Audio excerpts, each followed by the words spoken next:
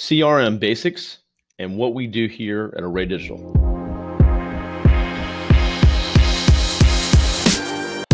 What's up, everybody? This is Kevin Daisy.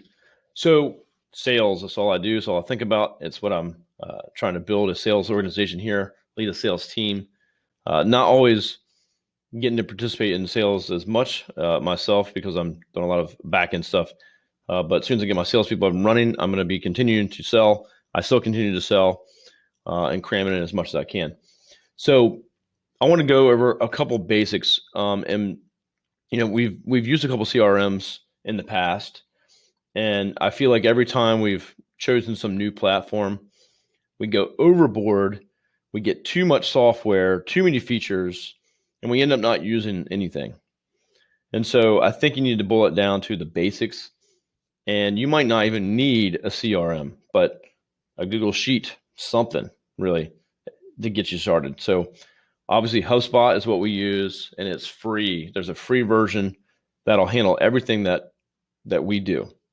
Again, we got a growing sales team, so we're likely to upgrade and go to some a paid version of HubSpot and get some more features. But I've kind of stayed away from that, not because of the money. It literally would not cost us anything. So it's not the money. It's really, are we going to use it or not?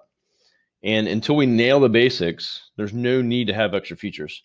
Meaning, if my salespeople are not using the basic features, then why should we go purchase other features to make their lives easier? We need to use the basics. So basics being contacts. So we ensure a contact in to a CRM, the most basic piece of the CRM.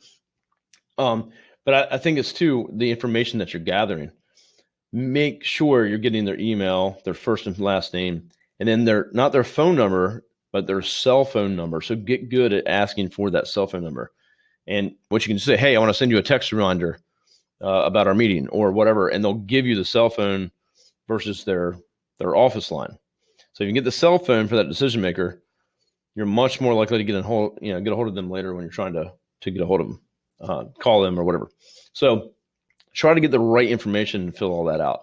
So at the contact level, you can have different ways to track that as a lead source, where they are in if they're an active lead, if they're an inactive lead, whatever it may be. So that's kind of the basic tracking for that. But once they become a real deal prospect, the next thing is the deal pipeline. So you're going to have the contact and the company, and then you're going to have your deal. And the deal is where you're going to manage where they are in the pipeline. So they're in the agreement stage, they've been presented to, whatever it might be in your pipeline. And that's just an easy way to track it down as you go through your deal process, your presentations, your sales process. And honestly, that's pretty much it. I mean, other than that, you got activity. So at the contact level, you're going to see emails, phone numbers, logs, notes. That's pretty much all we do with our CRM. We don't use automation of emails. We don't do all that stuff. So until we nail it and we get it down, we're going to continue to work at this basic level.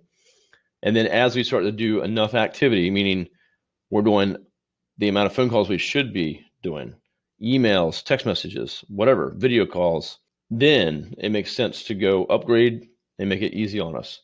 But again, if you have a sales team or salesperson that's not doing the activity, then there's no need to automate anything and to make it easier. So if you have to, make a sheet. If not, go to HubSpot. It's free. But nail the basics. Make sure you get the contact information, set up your deals, track your activity. Hey there, it's Eric J. Olson. I wanted to let you know about my book, $1 Million Journey, How to Launch a 7-Figure Business. This is the story of what it took for me to go from freelancer with no clients, no employees, no revenue, to growing a $1 million business. It took me 8 years, and I made a lot of mistakes. And all of those mistakes, and more importantly, lessons learned, are in this book. And we have chapter takeaways, 5 to 15 takeaways that you can apply right now to your business. Check it out on Amazon, $1 Million Journey by me, Eric J. Olson.